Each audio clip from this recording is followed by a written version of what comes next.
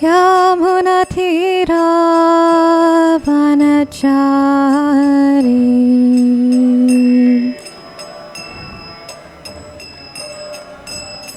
Jaya Radha Madhava Kunja Vihari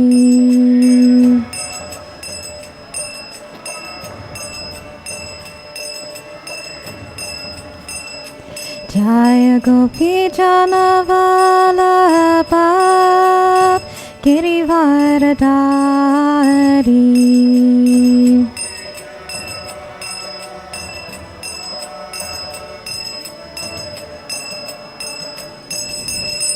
Yashodanandana Brajajana Ranjana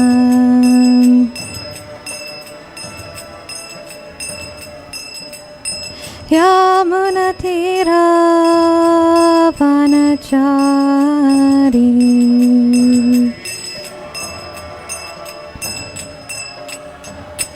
Hare Krishna Krishna Krishna Hare Hare Hare Rama Rama Rama Hare Hare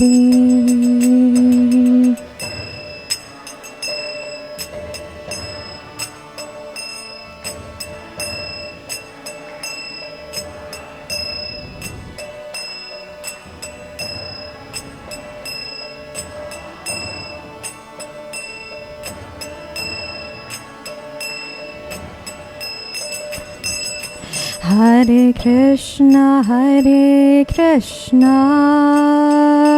Krishna Krishna Hare Hare Hare Rama Rama Rama Hare Hare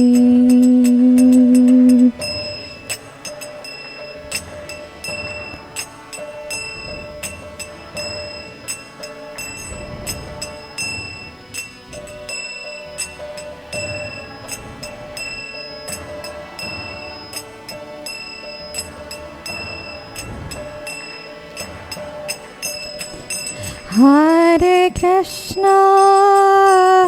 Krishna Krishna Krishna Hare Hare Hare Rama Rama Rama Hare Hare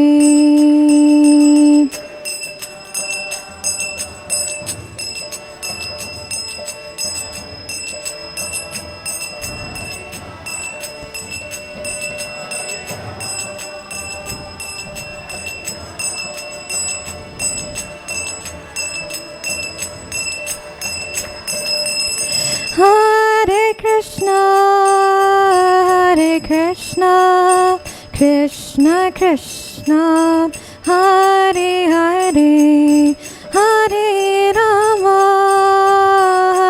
Rama Rama Hare Hare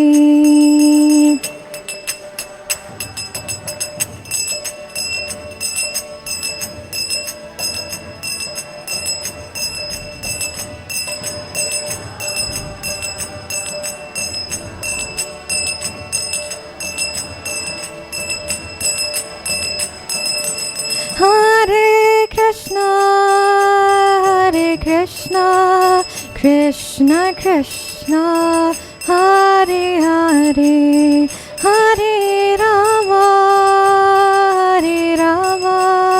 Rama Rama Hare Hare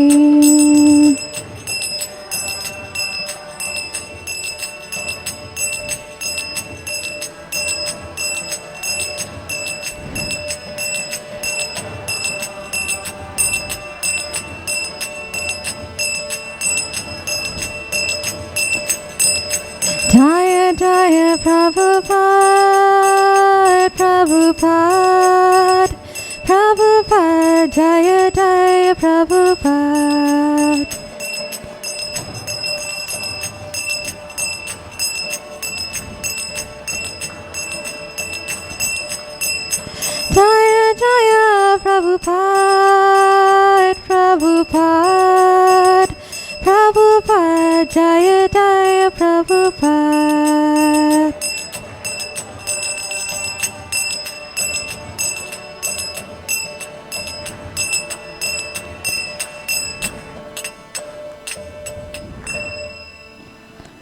Jai Om Vishnupad Parahamsa Parivajikacharya Ashtotara Shata Shri Srimad His Divine Grace A.C. Bhaktivedanta Swami Srila Prabhupada Ki Ananta Koti Vaishnava Vrinda Ki Prem Se Kaho Shri Krishna Chaitanya Prabhu Nityananda Shri Advaita Gadadhar Shivasari Gaur Bhakta Vrinda Ki Shri Shri Radha Krishna Gop Gopinath Shyamakund Radhakund Giri Govardhan Ki Shri Vrindavan Dham Ki Shri Mayapur Dham Ki Gangamata Ki Yamuna Mai Ki Bhakti Devi Ki Tulasi Devi Ki Transcendental Harinam Sankirtan Yagya Ki Transcendental Book Distribution Ki Gaur Premanande. All glories to the simple devotees. All glories to the simple devotees. All glories to the simple devotees. All glories to Sri Sri Guru and Gauranga. All glories to Srila Prabhupada. Hare Krishna. So today we are reading from Transcendental Diaries by His Grace Hari Sori Prabhu. So let's start with a few prayers. Om Ajnanatimirandasya Gyananjana Shalakaya Chakshuram Militam Yena Tasmai Shri Gurave Namaha Shri Chaitanya Manobishtam Stapitam Yena Bhutale Swayam Rupa Kadamayam Dadati Swapadantikam. Hey Krishna Karuna Sindhu Dina Bandhu Jagatpate Gopesha Gopika Kanta Radha Kanta Namostate Tapta Kanchana Gaurangi Radhe Vrindavaneshwari Vrishabhanu Sute Devi Pranamami Hari Priye Vanchakalpa Tarubhyascha Kripa Sindhubhya Evacha Patitanam Pavanebhyo Vaishnavebhyo Namo Namaha Shri Krishna Chaitanya Prabhu Nityananda Shri Advaita Gadadhara Shivasari Gaur Bhaktivinoda Hare Krishna Krishna Krishna Hare Hare Hare Rama Rama Rama Hare Hare Namo Vishnu Padaya Krishna Prashtaya Bhutale Srimate Bhaktivedanta Swami Niti Namine Namaste Saraswati Deva Gauravani Pachayine Nirvishesha Shunyavadi Paschatya Dishatarine Chaitanya Charanam Boja Makarandali Hopaje Yesham Prasada Matrena Paramo Pramaro Bhavet Mukham Karoti Vachalam Pangam Nangayate Girim Yat Kripatamaham Vande Paramananda Madhavam. Okay, let us begin. There is an old man with white hair. Okay, sorry. We're in Vrindavan. It's chapter 2. We're in Vrindavan, and it's December 12th, 1975. There is an old man with white hair and beard who recently moved into the ashram. When Prabhupada came out from his front porch to begin his walk, all the devotees offered their obeisances except the old man. He was busy throwing water from a brass lota onto the tulsi plants in the small garden in front of Prabhupada's house. He wasn't very conscious of Srila Prabhupada's presence, and a few devotees felt he was being offensive. Prabhupada's mood was different. "This is a devotee," he said, turning to all of us. "Just see how nicely he is watering the tulsi tree. You should all do this."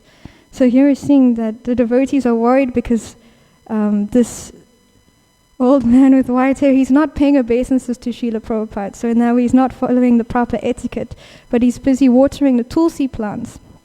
But elsewhere, Srila Prabhupada, he gives the instruction to his disciples that all the rules and regulations are meant for us to apply to ourselves, and we shouldn't judge anybody else. So, and he was saying that because there was this pujari that Nanda Kumar met who was very unclean, and he kept the altar in a very unkempt condition. And he would, after offering the water, just kind of splash it in everyone's faces. So he wasn't following etiquette either. And then the devotees, they actually asked Prabhupada, is Krishna actually there? Because you've taught us that we have to be clean, and this is the standard, but he's not following the standard. So Srila Prabhupada explains that, yes, Krishna is there. Our standard is cleanliness, so you should keep that standard. Don't judge anyone else by what they do. I saw that Pujari. He was different, but his heart was for Krishna, and therefore that's what we see. So he says again and again that we apply the rules and regulations to ourselves, but we shouldn't judge others. We can't see into the heart of other people, and we just don't know who's on the level of Raganuga Bhakti. We have no idea. But if they are, we can expect that they will do things like that. We just don't know. So here, this devotee is not paying obeisances to Prabhupada, but Prabhupada appreciates that, he's watering the tulsi tree, so we should all do that. Look at what they are doing right, and don't judge them for what they're doing wrong in our eyes. On the road, Prabhupada's thoughts turned to last night's discussion on Harikesha's science article. He had Harikesha give a brief summary of the premise to his attentive audience. As the subdued but rising sun cast its long shadows and steadily increased its fiery and brilliant effulgence, Prabhupada challenged that our own imperfectness leads us to think that there is no life on the sun. He described how the Tata iron and steel works appears from a distance as a mass of flame, but that does not mean there are no people there. Similarly, the sun appears to our eyes as a ball of flame, but that does not mean there is no life. The discussion invigorated Prabhupada and enlivened the devotees, and the exchange continued throughout the walk. So Tata Iron and Steel Works, that's a company in India, and when they're manufacturing their products, there's a lot of fire and there's a lot of, it looks like a massive flame, it's described here, but it doesn't mean that there are no people there, so he's giving that analogy. Similarly, on the sun planet, there are actually people who live there, but they have bodies suitable to live there. So just because our senses are imperfect, we cannot understand that actually there are people there living on the sun planet, and we shouldn't think that because we can't see that it's not true. So early morning walking is a very popular form of exercise in a country where people habitually rise at dawn. So here they're in Vrindavan, everyone's waking up early in the morning. And Prabhupada generally greets familiar faces each morning with Hare Krishna and Jai.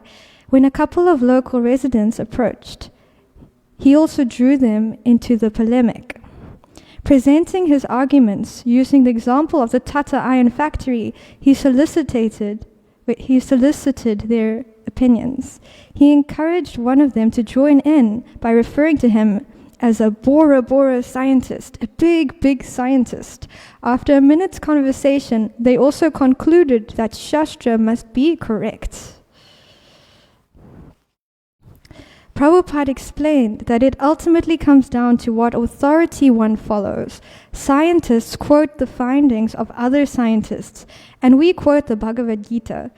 So science is also based on sensory perception, right? So we can't guarantee that all of the knowledge coming from science is 100% accurate.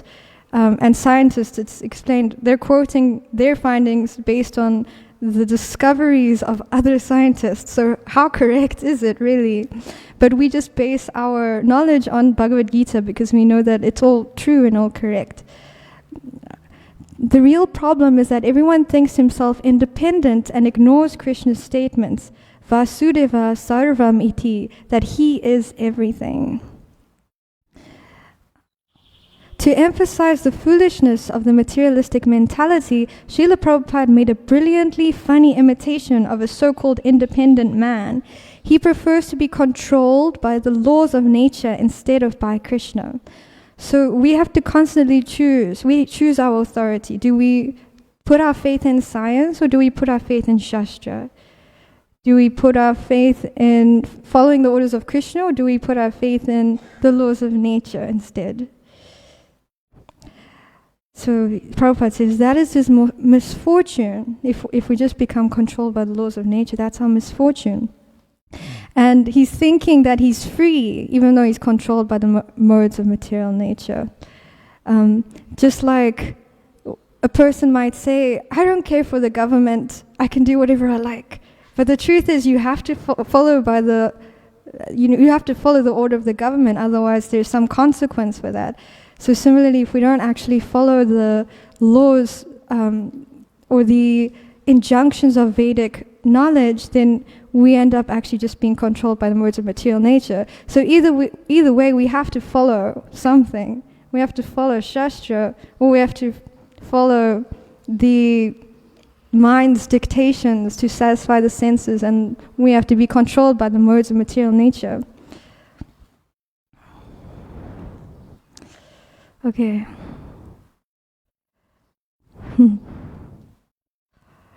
And then Srila Prabhupada, he makes this point that it's just like a bird. If he's free, he might wander around and he'll be happy and he'll crow. But then if you put him in the cage and he realizes, oh, actually I wasn't free the whole time. They were just allowing me that facility. So we might have some facility in this material world, but it's not something that's lasting. And then we find ourselves controlled by the modes of material nature and go, oh, I thought I was free the whole time. I guess not. And Srila Prabhupada, he makes this point that if he's not a devotee, he has no good qualification. He's simply hovering on the mental platform. So there's this verse in Srimad Bhagavatam, Canto 5, Chapter 18, text number 12, which says, all the demigods and their exalted qualities, such as religion, knowledge, and renunciation, become manifest in the body of one who has developed unalloyed devotion for the Supreme Personality of Godhead, Vasudev.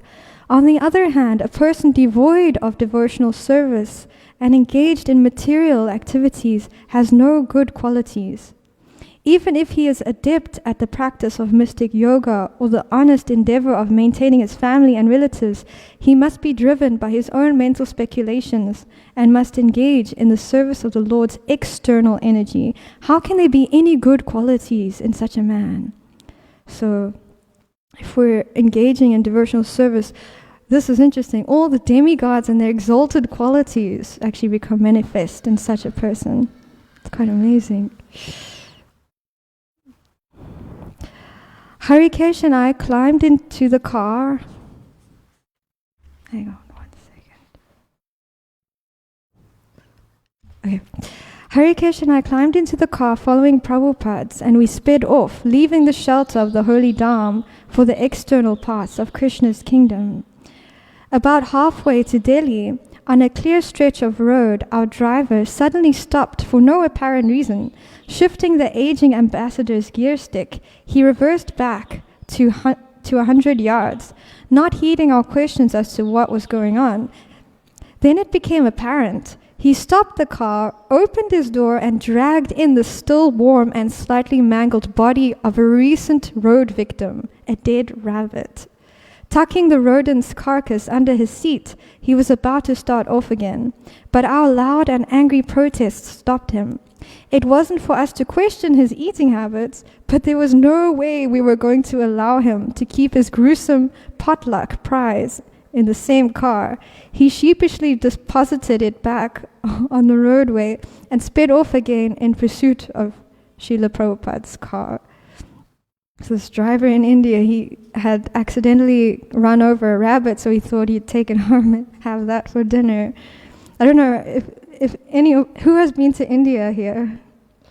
You can put up your hands. No one has been to India? Then you know what it's like driving in India. Probably, maybe you didn't drive, but the drivers in India, they don't really follow all the rules. Okay. So now we're in the Bengali market in New Delhi, and then Srila Prabhupada he's asking, do you know our philosophy? And he's speaking to Harisori Prabhu, and then Harisori Prabhu he explains that he thinks he understands the philosophy that everyone in the material world is suffering due to being in illusion, thinking they are this body. Because the body is temporary, the happiness they get from it is temporary also. Actually, they are not this body, they are eternal servants of Krishna. Prabhupada immediately corrected me, he says. First of all, you tell them that they are spirit soul. Then later on, what is the function of the soul can be brought out.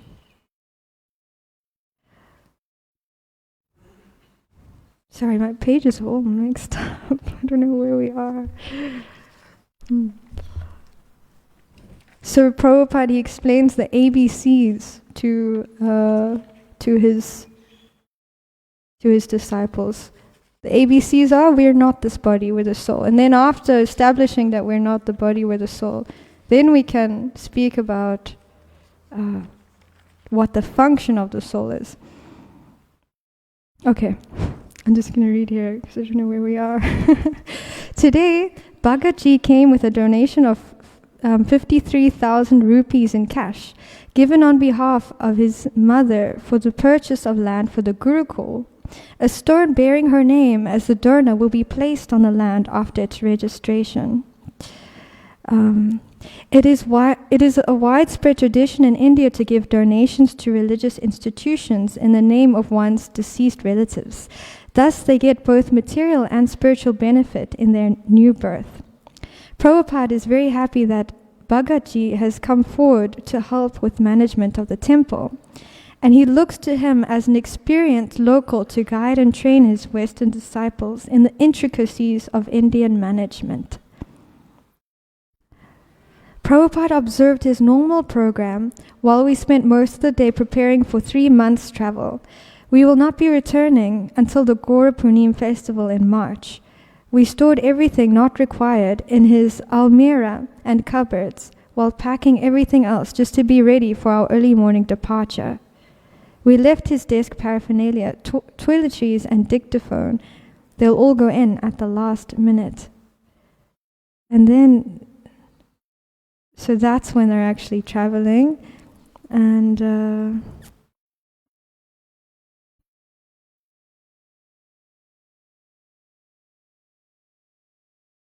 okay, let's go here. So Srila Prabhupada, on the last day in Vrindavan, they go to Delhi for a few days and then to Bombay. But he gave a final lecture on Prahlad Maharaj's instructions in the 7th canto, 6th chapter, verse 10. And he says, money is so dear that one conceives that money is sweeter than honey. And who can give up the desire of accumulating such money, especially in household life? The thieves, the professional soldiers, or the mercantile community try to acquire money by risking their very lives. So he explained the foolishness of the materially attached persons. Everything that a person holds near and dear is in fact the very cause of his suffering. And to maintain his household, a person may take on all manner of dangerous occupations, even at the risk of death. This is all going on merely because of sexual urges. He pointed out that those who are brahmanas never take up such a risky life, preferring instead to engage in the peaceful development of spiritual affairs and to live a simple life, free from such desires. So I could think of some examples there, like Bilvamangala Thakur. He was on the level of Bhav, but then he became attached to a prostitute named Chintamani. And what did he go through just to go and see her? There was a big storm and he held onto a corpse to cross a river to get to her house. And when he found it locked, he climbed up a snake, a dangerous snake, just to get up to the window. And he went through so much endeavor, just, at the risk of his own life, just to satisfy his senses. And there's another nice pastime which explains how this one sage, he was engaged in tapasya, and he had only one cloth. So he thought, I think I should get 2 cloths. I think that would be really nice if I had 2 cloths. So he got another cloth. And while he was wearing the one, he washed and was leaving the other one to dry. But while it was drying, there was a rat who would come and eat his cloth. So he thought, okay, So now I've got the cloth, and this rat is coming to eat the cloth. So let me get a cat. So he got a cat so that the cat would keep the rat away. And then he thought, oh, but I have to feed the cat now. So then he got a cow so that he could feed the cat milk. But then he thought, I'm busy, I don't have time to milk the cow. So let me get a wife so she can milk the cow. Shri Shri Radha Radhanath ki jai, Shri Giraj Govardhan ki jai, Shri Shri Nitai Gaura Hari ki jai, Srila Prabhupada ki jai.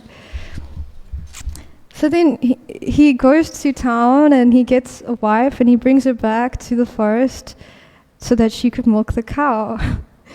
And then the wife says, but where will I live? You need to build me a house. Then he realizes all I wanted was a cloth. And then I became so entangled that I had to get the wife, and now I have to go and get a job so I can get a house so that I can take care of her. So you see how this like fire of wanting something more just leads to more entanglement and more difficulty in the material world. And Prabhupada brings up an interesting point here. He says that in that respect, hippie lifestyle of many Western youths was actually an advantage. It simply had to be directed properly. Therefore, I was saying these Europeans and these American boys, they prefer to become hippies. That is another process of desirelessness. They don't want. They are coming from rich man's houses. But they don't want. That is desireless, but it is not properly utilized. Now they have got this opportunity, how to serve Krishna. Therefore, they are advancing so quickly. So also Srila Prabhupada explains that we can't become desireless. It's not possible. We have to desire. If we don't desire, it means we're not alive. It means we're just like rocks. We have to desire, but what do we desire? So Prabhupada says in the hippie lifestyle, they don't desire material life anymore. They're finished with that. They're materially exhausted. And one thing we need to be able to come to devotional service is to be materially exhausted, to realize there is no satisfaction in the material world. But real desirelessness, Prabhupada explains, is actually to desire to serve Krishna. That is real desirelessness. And my Guru Maharaj explains in his book, Journal of a Struggling Sadhaka, how we can actually develop a desire to serve the Lord and give up our material desires. And that is by serving the pure devotee, by associating with the pure devotee. He says, if we associate with the pure devotee, we can give up all of our material desires and come to the platform of pure devotional service. So we have to desire, but we want to try to desire devotional service. But it will take time. Param drisvani vartate. We gradually cease sense enjoyment by experiencing a higher taste.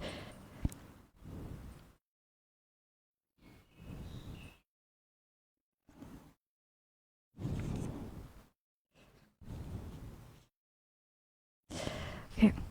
During his massage, Prabhupada heard a letter from Jaya Sachinandana Das in Los Angeles, written on behalf of a group of brahmacharis. In every ISKCON temple in the world, the assembled devotees offer their obeisances to the deities in the morning as the Govindam prayers loudly play. George Harrison recorded it, and Yamuna Dasi sings the mantras. So we know in the morning we're hearing, while we get darshan, Govindam Adipurusham, and we hear Yamuna Devi. And this is done in every temple, in every ISKCON temple throughout the whole world. And Jai Sachinandana Prabhu, he was disturbed by this custom, and he was quoting Srila Bhaktivinoda Thakur and Srila Prabhupada, and he was saying that if a brahmachari hears the singing and he's attracted to it, then this is a subtle fall down.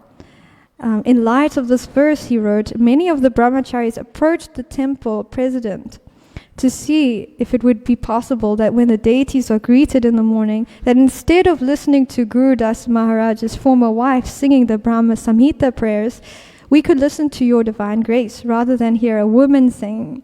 He did not want to change the tape because it had been a standard thing in ISKCON since 1970. So requested by many devotees, I'm inquiring from your divine grace if we could play another tape, a recording of you singing instead of a woman when the deities are greeted in the morning. So he's saying that, well, we're hearing this woman sing, and the brahmacharis, they might become affected by hearing the woman sing. So rather we should hear you, Srila Prabhupada. And Srila Prabhupada wasn't pleased at hearing this. He wasn't at all pleased. He said that constantly changing things is our Western disease. His reply was short and direct. No. You have made some discovery. All along you have been hearing the recording of Yamuna Dasi, and now you want to change. It is not ordinary singing. Many people are singing, so it's not so bad. It's just like Sankirtan. Many voices are there, men and women. So it is the same thing, Sankirtan. I approve of it. Here in the Krishna Balaram temple, we are hearing the same recording of every morning. So if it is good here, why not there? So His Grace Ramanuja Prabhu explained to me that in the beginning, the movement ISKCON, it was like a family. It had a family mood, and Srila Prabhupada was their father. And then gradually, the brahmacharis, they started developing a sour mood towards women. They thought, oh, women are Maya, and they didn't want to see women. Women are not allowed to give class. Women should not sing. And they even at some point asked that women be moved out of the temple. They didn't want to live with the women. But a point was made there that, well, every day they're going out and speaking to women who aren't even dressed appropriately to preach. So how is it so bad to live with women in the temple? And Prabhupada, he makes this very important point here that there's this constant changing, and so our Western disease, he wasn't pleased by this, by us making changes which were not favorable for preaching or favorable for Krishna consciousness. Like Sri Chakirti Prabhu, he actually asked Srila Prabhupada, how do we know the difference between making an adjustment and changing a principle? So we have to keep the principles the same. It's so important. What are the principles? Hearing, chanting, following all the regulations, the rules and regulations, and also preaching. Those are the principles. They have to stay the same. We have to keep the principles there. But we can make adjustments according to time, place, and circumstance, right? But how do we understand the difference between those two? And Prabhupada says it just requires some intelligence, that's all. And like one example of an adjustment that Srila Prabhupada made was that he allowed women to live in the ashram, right? So the principle is preach Krishna consciousness, follow the rules and regulations, but the adjustment was let women live in the temple so we can do that more effectively. He had reasons for doing that. So we should try to understand Srila Prabhupada's mood and why he made certain adjustments. And another example I could think of was Rameshwara Prabhu. He was explaining that when he became in charge of the BBT, then the devotees, they wanted to change the paintings that were in Prabhupada's books. They made better paintings, they thought, from a stylistic perspective. So the paintings that were in the books, they weren't maybe so realistic, or they were a little bit more simple. And when they told Srila Prabhupada they wanted to change the paintings, they wanted to take paintings out and put other paintings in, Prabhupada was very displeased. He became like Nishingadev. He said, you can't change these paintings. He was saying these earlier paintings are full of bhakti, and he was saying that I have approved these paintings. You have no authority. You cannot make these changes. And he said, this is my fear, that once I'm gone, you'll make all these changes which will just ruin my books. But that applies for every aspect of Krishna's, of what Srila Prabhupada has given us. We don't want to ruin what he's given us. We want to try and improve that, but we should understand what Prabhupada wanted for how he wanted us to follow what he's given us. And we should be careful in making adjustments. We should know that we should make it on the basis of keeping the principles the same. Okay.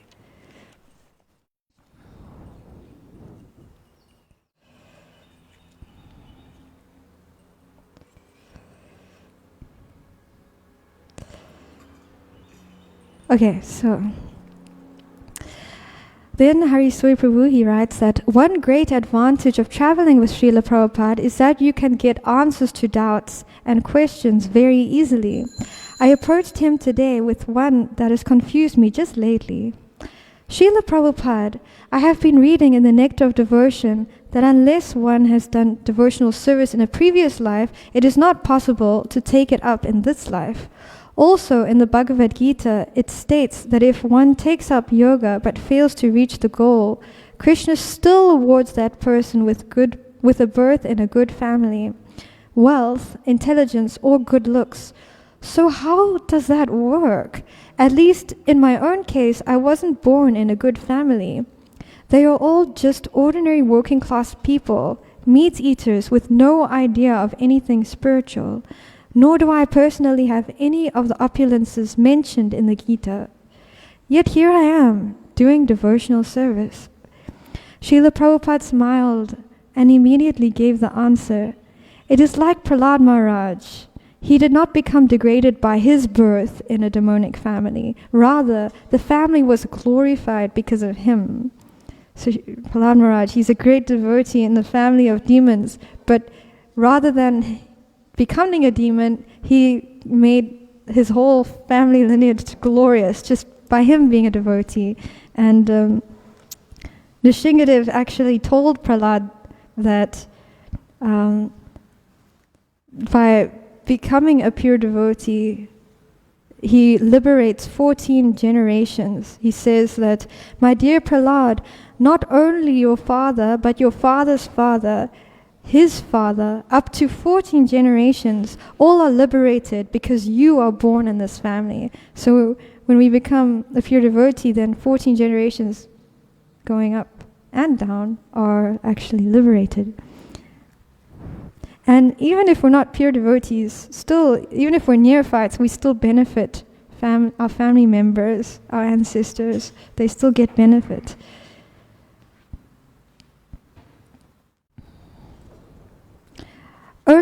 So now it's December 14th, 1975. Early this morning, Prabhupada walked his usual route, past the Kala Kendras and Bhavans. Cocks crowed and occasionally a few cars and trucks passed by.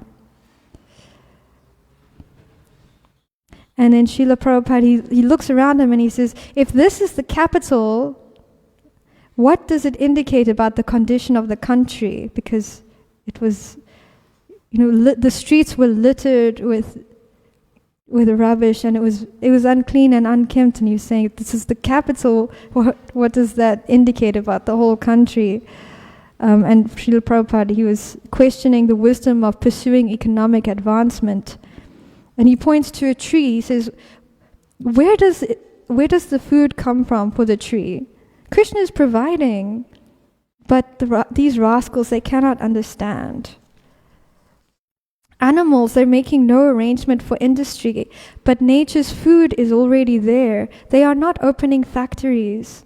So, the birds and the rabbits and the rats, they're not opening factories, they're not building houses, but they're still eating and they're still happy, they're okay. Krishna's looking after them.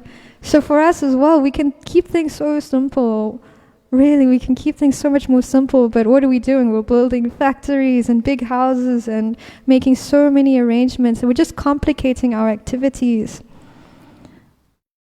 And Srila Prabhupada says, formerly the sages took fruits from the trees and milk from the cows. Whatever nature supplied, that's all.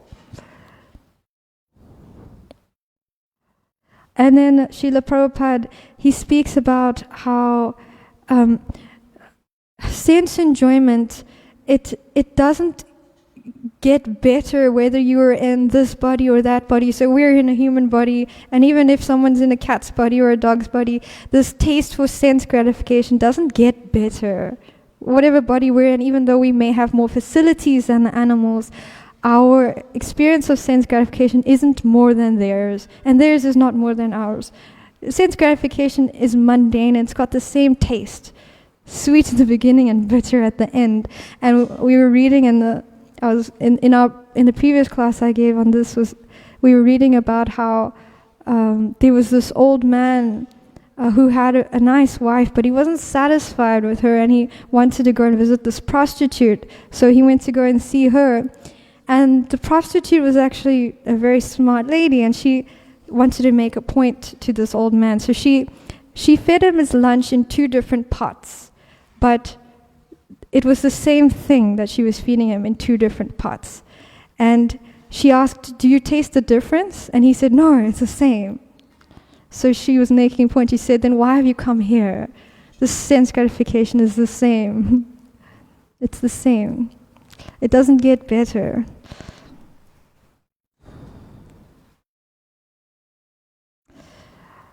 So Srila Prabhupada, then he says, happiness is there, not for the rascals, but for the intelligent. Happiness, there is happiness, but how are we looking for it?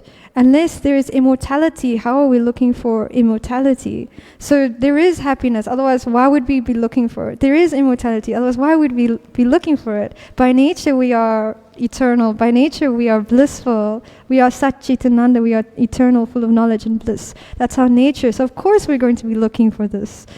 But he's saying the way that we're looking for these things is wrong. The whole education, a system, it doesn't make sense. He's saying, just like a foolish animal, he's looking for water in the desert because it looks like there is water. So he sees a mirage and he thinks, oh, there's water. But a human being, he knows there's no water, it's all just sand. So this is the difference between animals and human beings. So here we are in the material world and we're looking for illusory happiness, we're looking for illusory satisfaction and immortality.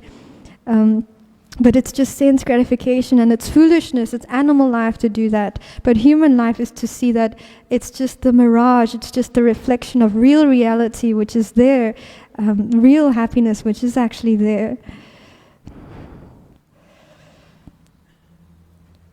To emphasize even further the effects of illusion and its result, Prabhupada told us 2 anecdotes of what it means to be an animal. A dog was carrying some bread in its mouth. Seeing its own reflection in a pool of water, it thought there was another dog and carrying a piece of bread, and immediately barked to challenge its imaginary competitor, hoping to gain more bread. Thus, it lost its bread in the water. Similarly, a lion was once tricked into thinking there was another lion within a well. He gave a roar, and a roar came back. Thus he jumped into the well and lost his life. Although lions are fabulously strong, Prabhupada told us, in spite of so much strength, he's an animal. Similarly, this modern civilization, in spite of so much so-called advancement, they are simply animals. A big animal is eulogized by a small animal. That's all. Animal is animal, big or small.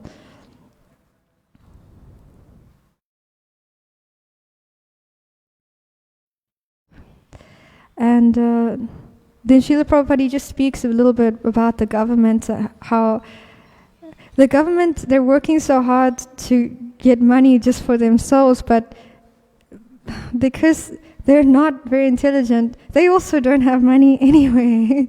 So the whole civilization is just, it's basically going downhill is what he's saying. And then he says that just like they say, Prabhupada confirmed, a change of theories by the rascals. Change means rascals, so they're trying to change their government again and again and again so that they'll find some kind of better system or some better people to be in charge, but they're employing the same kinds of people who are not interested really in the welfare of everybody, who are not Krishna conscious, who are not following the rules and regulations of sadhana bhakti, and they're just engaged in sense gratification. So even though this change is there, it's not really helping. And then Srila Prabhupada says that just like in the Manu Samhita, it is said that women should not be given independence. One said that is a fact. If you want to change, you suffer. That's all. So there are the injunctions in the Vedas, and if we neglect to follow them, we find that there is suffering. And today, women don't want to hear, no, you can't be independent. They don't want to hear that. Sorry, women, we can't be independent. But what does that mean? Well, again and again, actually, Shastra and Prabhupada, they point out that because women are like children, they're less intelligent, therefore they should be protected. This is what Vedas say. First by father, then by husband, then by son. That's Vedic culture. But where is Vedic culture in today's civilization, right? So what do we do? So that point is there, that we shouldn't try to make changes which are detrimental to spiritual life. On the one hand, but on the other hand, the verse is there, Savaipum Sampuro Dharmo Yato Bhaktir Doksaje, that the supreme dharma for all humanity is that by which men can attain to loving devotional service to the Transcendent Lord. So whatever condition we find ourselves in, whether we had that Vedic life or not, everybody can still practice Krishna consciousness. But still we shouldn't try to make changes which would be detrimental to our spiritual lives. We shouldn't look at what we've been given, and it goes back to what we were saying earlier, making changes, making adjustments versus changing principles. Principles are there. Adjustments shouldn't be made contrary to those principles, but only in support of them. Srila Prabhupada says, any deviation from absolute law means immediate suffering. Prabhupada says, immediately you have to suffer. And then Harikesh says, well, Prabhupada, you're painting a pretty bleak picture. It seems like there's no hope for society. And then Srila Prabhupada, he says, no, unless they take to Krishna consciousness, there is no hope. That's a fact. There will be more chaotic condition and everyone will suffer and perish. This is already predicted. I'm not painting, it's already there. I am simply repeating, that's all. I'm not a speculator. And Srila Prabhupada, he looks at some men who were dressed in a very dirty way, or they were dirty, they were poorly dressed, and they were barefoot, and they were trying to carry this heavy load to their destination. And Prabhupada looks at them and he says, economic development. Where is economic development for these men? So that's what they're trying to do. They're trying to make economic development, but he's saying, where is it? Look at their condition. And then he points out that Bhagavatam says, don't try to improve all these things. It is not possible. Improve your Krishna consciousness. That will be benefit for your life. So instead of trying to make all these arrangements for sense gratification, for economic development, just try to improve our Krishna consciousness and everything else will come. Everything else comes. Because yayate mam prapadyante tam stateva bhajamiyaham.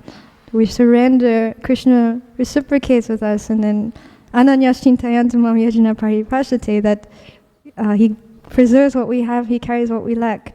Everything is there for the devotee who is just trying to serve him. Krishna provides everything that is needed for his service.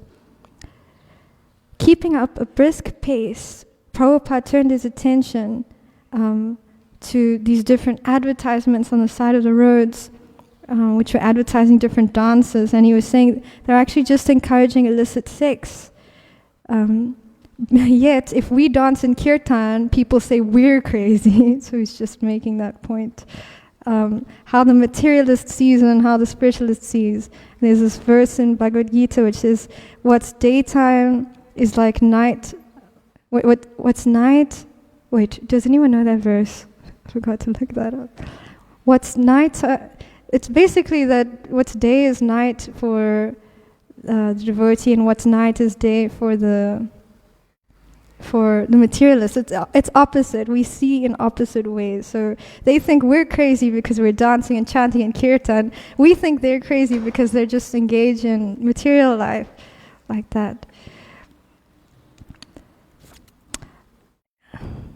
Okay, and then Srila Prabhupada, he's advising his one devotee, Nayana Biram Prabhu, to make all these different arrangements for performances all over Delhi because he had experience in art and drama.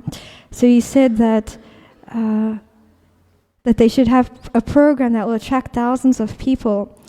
But then Prabhupada says, of course, he added with a touch of irony, I can suggest, but whether you do is another thing. So that struck me because we should understand that when Guru suggests something, we should take it very seriously. Like for me personally, one thing that happened was my Guru Maharaj, he suggested I stay at Sri Sri Radharanath. And then I thought, okay, it's a suggestion. So I made all these other plans to go somewhere else and do something else. And when I told my Guru Maharaj all these plans, he was very firm and he said, stay at Sri Sri Radharanath. So his suggestion actually, because I didn't take it to heart, he had to emphasize that his suggestion was not just a suggestion. Whenever Guru suggests something for us, we should take it very seriously. And my Guru Maharaj said it's because 90% of our Krishna consciousness comes from association. So stay, he said. And then I saw how my Guru Maharaj saved me. Walking back towards the temple, loud train whistles and increasingly noisy traffic signaled the awakening of the city. The conversation turned into another topic. Hansadutta told Prabhupada about the plight of a former GBC secretary, Shyamasundara. So Shyamasundara, he had fallen into a difficult business situation and he had lost a lot of money from the temple. So he thought about selling jewelry. He was trying to sell jewelry to try and repay that, but he was neglecting his devotional life. And then Srila Prabhupada, he compassionately remarks that no, he has done a mistake, so he wants to rectify it. He wants to bring in money, but if the money is lost, it is lost. Let him come back. A life saved is more important than saving the money. So if I could know the address, then could I write to him? And so Harikesh, he was saying that Shyamasundara, he wanted to make millions of dollars for Prabhupada so that he could make up for his mistake. And Prabhupada, he responded with loving concern for his wayward disciple. He says, yes, and I am thinking when making millions of dollars, he may be lost. He may not, he was worried that his devotee would be lost because he was trying to make all this money and neglecting his sadhana. So he was saying, I want one soul saved. That is more than millions of dollars. Okay. Thank you. Hare Krishna. Are there any questions, comments, corrections? Does anyone know that verse? What's day? What was nighttime? Is day for the introspective sage? How does that go? Where's Ranga Devi? Anybody has anything else? Okay. His Divine Grace, A.C. Bhaktivedanta Swami Srila Prabhupada Ki, Ananta Koti Vaishnava Vrinda Ki, Gaur Brahmanande Haribo.